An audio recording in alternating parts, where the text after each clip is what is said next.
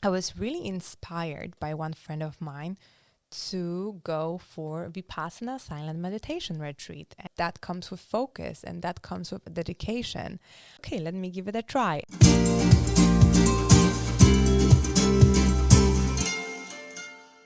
In this episode of Your Motivated Friend, I'm going to share one of the lessons that I got after meditating for days in a row somewhere up in Sweden during 10 days of Vipassana silent meditation.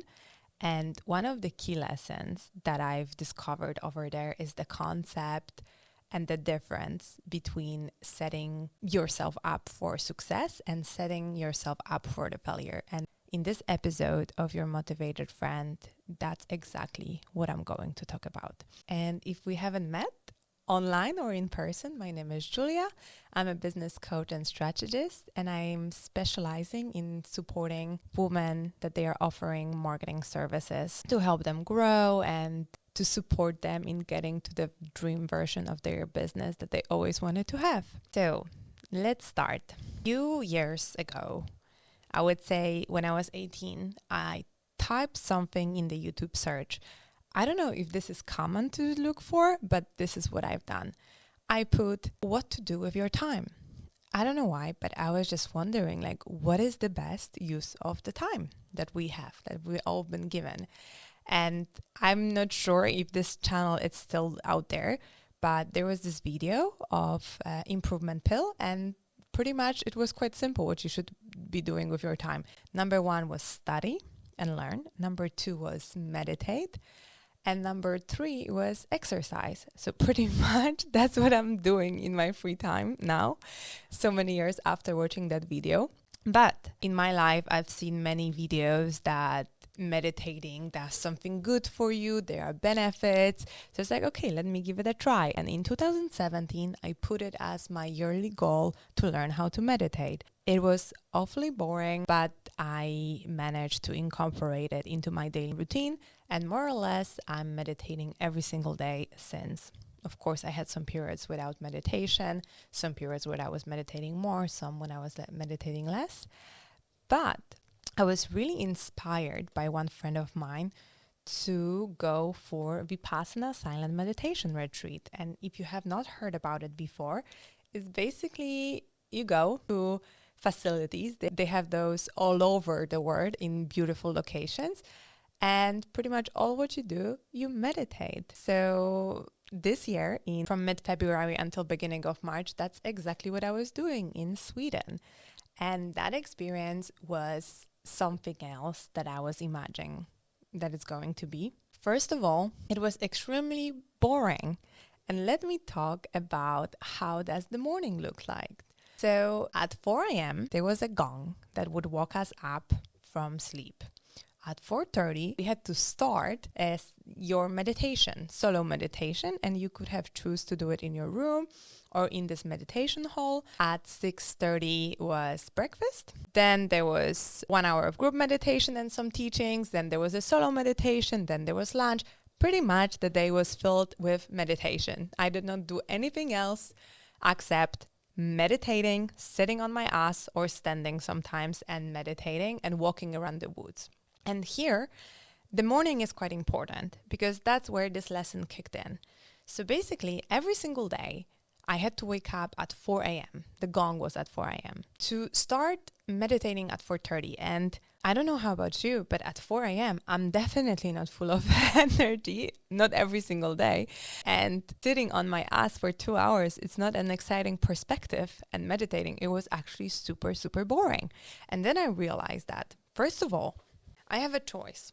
If I stay in bed, then I will fall asleep, and there is no way that I will make it to the meditation at 4:30. If I will stay in my room wrapped up in a blanket, there is no way that I will stay awake to meditate for 2 hours. So what I've done for the several days in a row, from 4 a.m. to 4:30, I did everything that I could to wake myself up. I put extremely cold water on my face. I went out and walked a little bit. I did some yoga, a few sun salutations to keep myself up.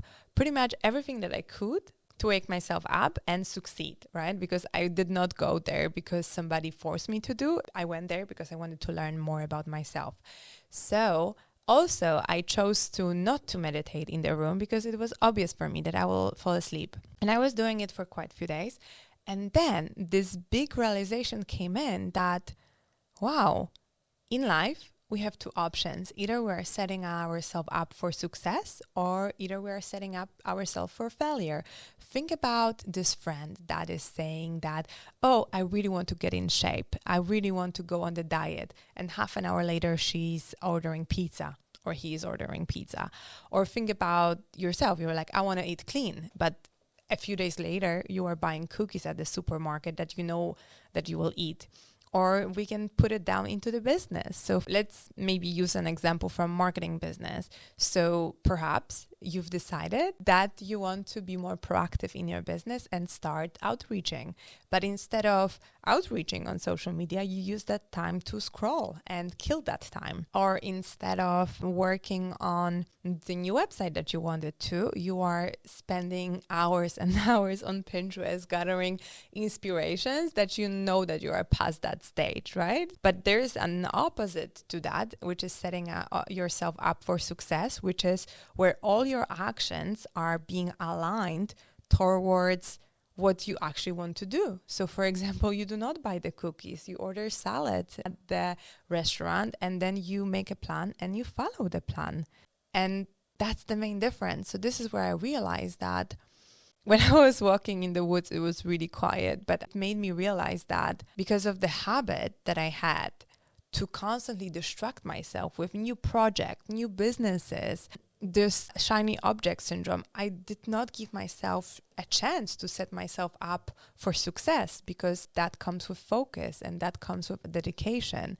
So I was mind blown to find out. And it's just so simple. But this experience also made me realize that whatever you want in life, it's going to be boring because it's the sum of the things that you need to do over and over and over and over again to be good at meditation.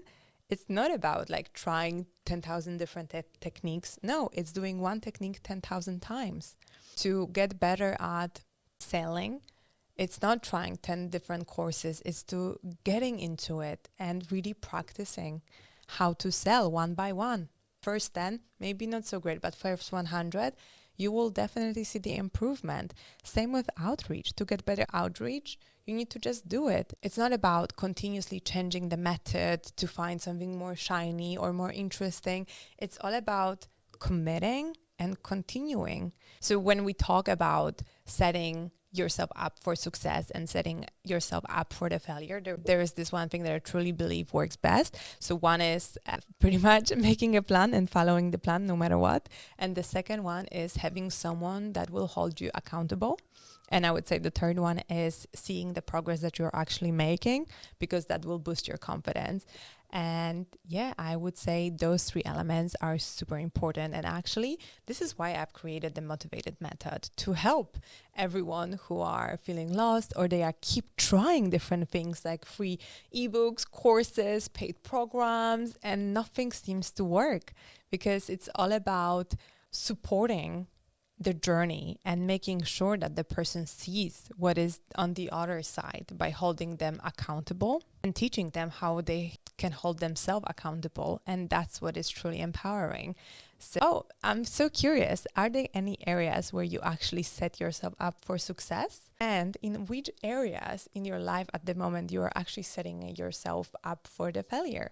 Be honest, because the honesty will lead to awareness, and the awareness will lead to changes. So if you would like to talk about this topic, I would encourage you to message me on Instagram, Your Motivated Friend, or on LinkedIn, Julia Głażewska.